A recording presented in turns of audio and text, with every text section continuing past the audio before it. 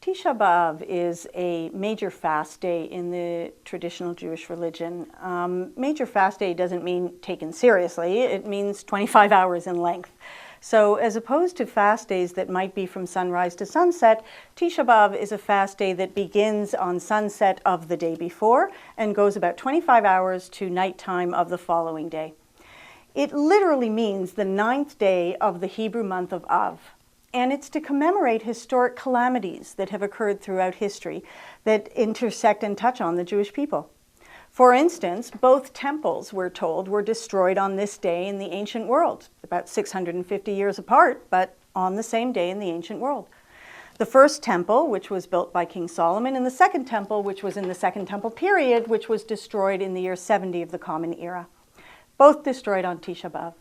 There are other calamities that have occurred on Tisha B'Av. Bar Kokhba and his fortress fell to the Romans on Tisha B'Av.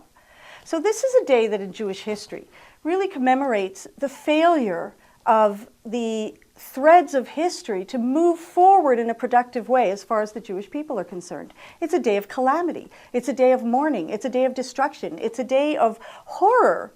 And it's treated as such within traditional Judaism. It's a day of fasting with all of the prohibitions that come with major fasting. It means there's no eating and there's no drinking. There's no bathing or washing. There's no anointing or perfuming. There's no sexual contact between people. All of those things are prohibited. There's no wearing of leather goods or leather shoes. And the day is spent really in a sense of foreboding and contemplation of calamity. It's a terribly, terribly depressing kind of reality to be in for 25 hours. It's a day when traditionally synagogues will read the Book of Lamentations or will study the Book of Job, which really asks the question about why is there pain and suffering in the world. Tisha B'Av is a day when we sit down and ask ourselves, what happens when everything goes wrong? What happens when, with the best of intentions, it's just not going to work out? And it's not going to work out on a grand scale. At that moment, we sit back and we say, that's when things have to stop. That's when we have to take a 25-hour window.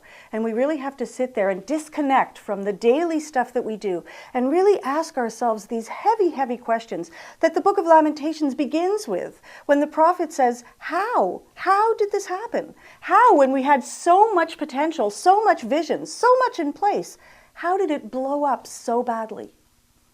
The rabbis sit and talk about the destruction of the first temple, and they say the first temple was destroyed because of sinful activity, but the second temple was destroyed because of baseless hatred, because people were hating each other and they had no reason for it. And sometimes the answer to the question, how could it go so wrong, is as simple as, well, we just ended up hating each other for no good reason.